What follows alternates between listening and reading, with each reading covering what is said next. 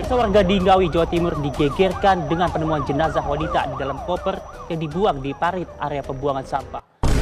Halo Bray, bagaimana kabar Anda hari ini? Mudah-mudahan sehat selalu. Baru-baru ini, di penghujung bulan Januari tahun 2025, jagat maya digegerkan dengan penemuan sebuah koper merah yang berisi bagian tubuh wanita. Yang bikin gegernya lagi, penemuan jasadnya tidaklah utuh, Bray. Berdasarkan penyidikan dari pihak kepolisian, ditetapkanlah Rohmat Trihartanto atau Anto sebagai pelaku, yang dengan tega menghilangkan serta melakukan mutilasi terhadap perempuan cantik bernama Uswatun Hasanah. Tubuh korbannya ini dibuang ke sejumlah wilayah, yakni Ponorogo, Trenggalek, dan Ngawi. Wadadaw, psikopat Bray. Lantas apa motif pelaku Anto ini? Ayo mari kita bahas lebih dalam lagi. Siapa sebenarnya sosok Uswatun Hasanah? Apa hubungannya dengan Anto? Serta kira-kira masalah apa yang mendasari sehingga tragedi ini terjadi?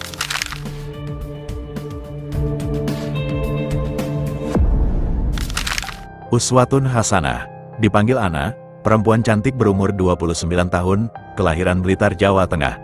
Kehidupannya bisa dibilang cukup keras. Ia merupakan anak pertama dari dua bersaudara. Ibu dan ayah kandungnya kala itu berpisah. Sang ibu yang memutuskan menikah lagi dengan Hendy dan tinggal di desa Sidodadi, Blitar, sedangkan ayah kandungnya Nur Halim tinggal di desa Slorok. Sebagai anak sulung, Ana dikenal oleh keluarganya sebagai sosok yang lemah lembut dan pekerja keras. Ia tak pernah sungkan untuk membantu adik satu-satunya yakni Intan. Ana juga kerap mampir ke rumah ibunya. Setiap kali ia ke Blitar, Ana sebenarnya mempunyai dua orang anak dari dua kali pernikahannya. Diketahui pula bahwa Ana memang saat itu berstatus janda. Kedua anaknya ia titipkan di ibunya karena ia bekerja. Ana diketahui tinggal di kos-kosan di Kabupaten Tulungagung dan bekerja sebagai SPG kosmetik. Ia terkadang pulang ke Blitar setiap akhir pekan untuk menjenguk dua buah hati yang dititipkan di ibunya. Uswatun Hasanah, yang berstatus janda, kala itu menjalin sebuah hubungan terlarang dengan seorang laki-laki yang berstatus suami orang bernama Rahmat Trihartanto. Pria berusia 33 tahun itu diketahui merupakan pengusaha yang bergerak di jual beli mobil bekas serta usaha ternak kambing. Antok juga diketahui merupakan ketua ranting perguruan silat dan anggota sebuah LSM lokal di Tulungagung. Hubungan keduanya diketahui sudah terjalin secara diam-diam selama 3 tahun. Keduanya mengaku sebagai sepasang suami istri yang menikah secara sirih saat ditanyai oleh para warga di sekitar permukiman kosan Ana. Dalam hubungannya itu, kerap terjadi prahara, di mana kala itu Ana selalu memaksa agar Antok segera menikahi dirinya secara sah, dengan sebuah persyaratan yang dirasa sulit dipenuhi Antok. Bagaimana tidak, Anto diharuskan segera menceraikan istri sahnya, yang berada di Jombang sesegera mungkin. Keinginan Ana yang sangat ngotot untuk segera dinikahi, membuatnya sempat melabrak istri sah Anto.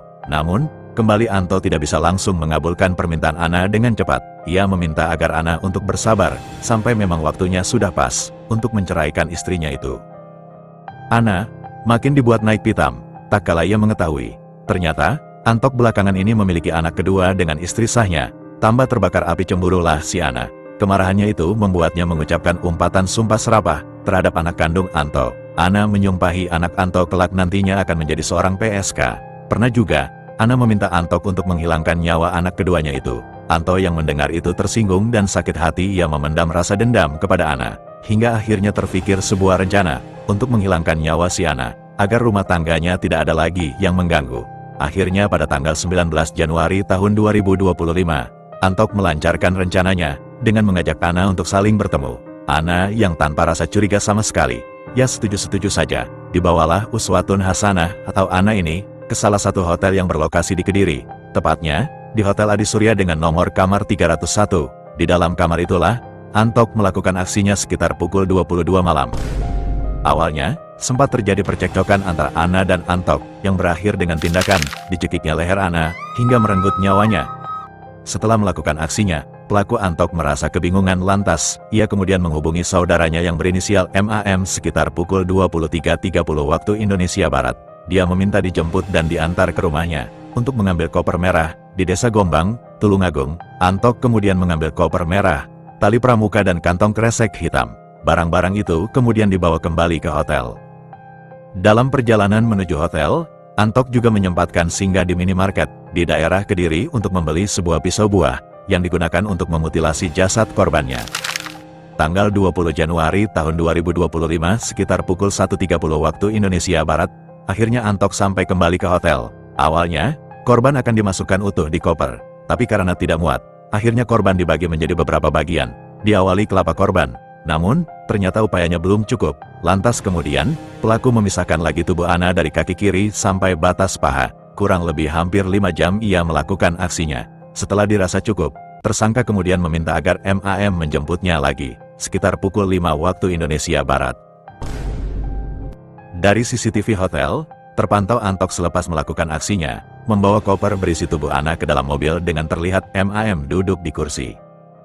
Awalnya tubuh korban ditempatkan di rumah kosong milik nenek tersangka di Desa Gombang, Kabupaten Tulungagung. Kemudian, Antok berangkat ke Surabaya dengan tujuan menjual mobil Suzuki R3 milik korban kepada seseorang di Kabupaten Sidoarjo. Mobil tersebut ia jual dengan seharga Rp57 juta. Selanjutnya, Antok dan MAM kembali ke Tulungagung menggunakan bus dan ojek sekitar pukul 18 waktu Indonesia Barat. Selasa tanggal 21 Januari tahun 2025 pukul 8 waktu Indonesia Barat, ia lantas mengemas koper berisi tubuh korban dengan isolasi dan plastik wrap. Kemudian pada pukul 18.30 waktu Indonesia Barat, tersangka mulai mengangkut koper dan plastik itu untuk dibuang menggunakan mobil yang disewa olehnya. Sekitar pukul 22 waktu Indonesia Barat, tersangka Antok sampai di lokasi pembuangan pertama, yang berada di Desa Dadapan, Kabupaten Ngawi. Kemudian, pada pukul 23 waktu Indonesia Barat, tersangka menuju titik pembuangan keduanya yang berisikan kaki korban, yakni di daerah Hutan Sampung, Jalan Raya Parang, Hutan Negara, Kabupaten Ponorogo. Kemudian, pada hari Rabu tanggal 22 Januari tahun 2025 sekitar pukul 19 waktu Indonesia Barat, Antok kemudian membuang bagian tubuh ketiga, yakni kelapa korban, di Jalan Raya Desa Gemaharjo, Kabupaten Trenggalek. Tujuan Antok dan MAM membuang tubuh korban di 3 titik, yakni agar bisa mengelabuhi pihak polisi. Akhirnya, pada hari Kamis tanggal 23 Januari tahun 2025, koper merah berisi jenazah Uswatun Hasanah kemudian ditemukan oleh seorang warga. Berita itu sontak mengguncangkan jagat maya. Penyidik di Treskrimum Polda Jatim yang bergerak cepat akhirnya menangkap tersangka Antok dan MAM 3 hari pasca laporan penemuan koper berisi bagian tubuh wanita, yakni tanggal 26 Januari tahun 2025 di Madiun. Atas tindakannya itu, tersangka Antok dijerat dengan pasal 340 KUHP tentang pembunuhan berencana, dengan ancaman hukuman, yakni hukuman mati atau penjara seumur hidup. Sedangkan untuk MAM sendiri masih tahap penyelidikan terkait keterlibatannya. Sampai video ini dipublish, MAM selaku saudara Antok sudah ditetapkan tersangka juga.